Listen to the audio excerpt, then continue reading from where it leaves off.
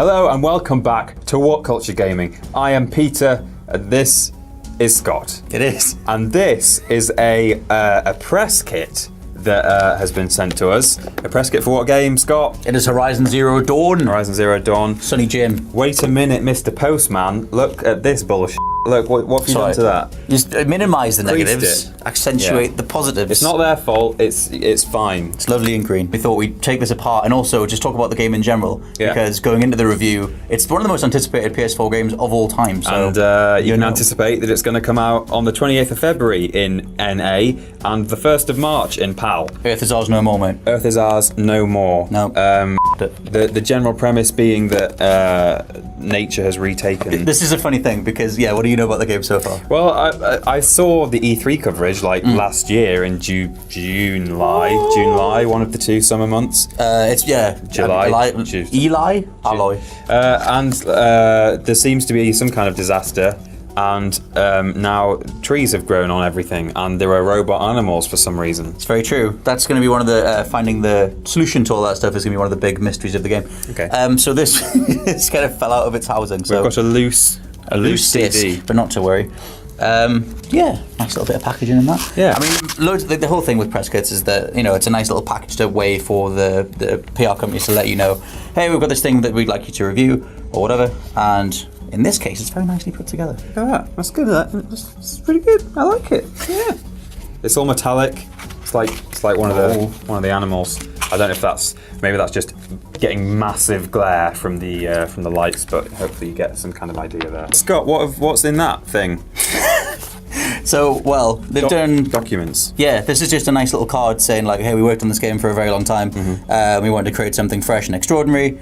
Game set, natural splendor, distant post-apocalyptic future. That's a new sort of term. What? Post-apocalypse. Oh, so there was a post-apocalyptic, like maybe kind of Fallout style. Yeah, you think of like post-apocalypse like Mad Max. Yeah, and then hundreds or thousands of years later, things are green again. Yep, the post-apocalypse. We need an actual term for that, though. To be fair. Okay. The post-apocalypse is it doesn't exactly roll off the tongue.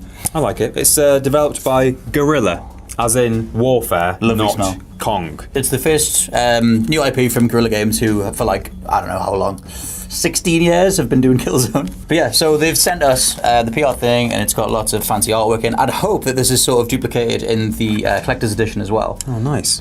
Because a lot of this stuff seems quite neat. That's cool. We can cut in some nice close-ups because there's no point holding that up to the camera. No, we also have, it's very Loot Crate style. Oh, is it a poster? Yeah, it is. Oh my god, that's actually insanely cool. Yeah. Wow.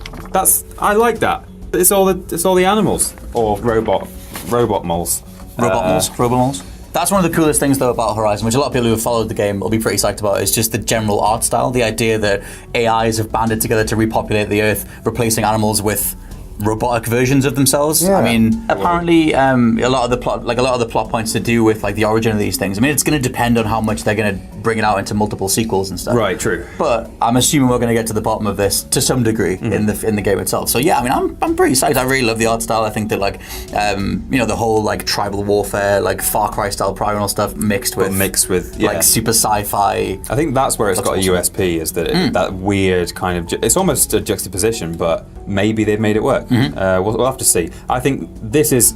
You can say this about any game, but I think in particular the proof of the pudding is going to be in the eating with this game. Like you need to.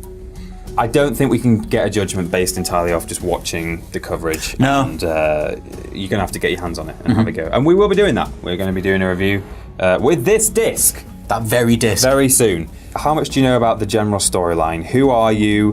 Where do you come from? Tell me 3 interesting facts about yourself. So you're going to be playing as this like badass tribal warrior. She, descends from this tribe called the Nora tribe. To be honest, my whole thing with this is that I think a lot of people are just going in for the mystery. It's a little bit lost in that thing. It's like, what's actually really going on? So as much as there's been rumors that the whole plot's leaked, and like a few of the story trailers have shown like some human enemies behind like controlling the robots and things like that. They've hinted at that stuff.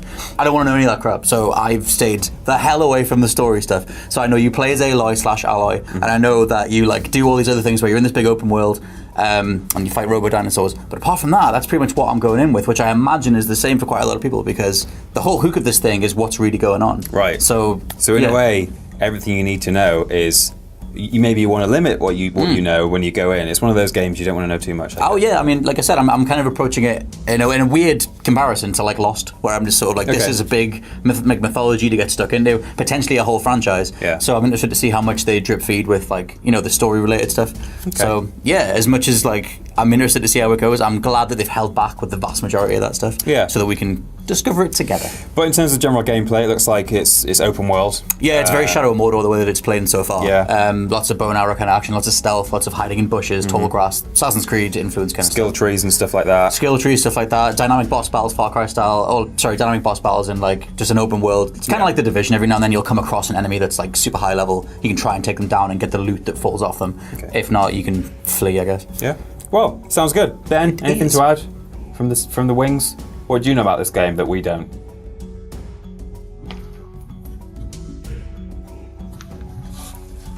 It's shaping up very nicely, isn't it, Scott? Yeah, I'd say so. I mean, like so far, the things that they've shown off, like I mean, I could repeat myself.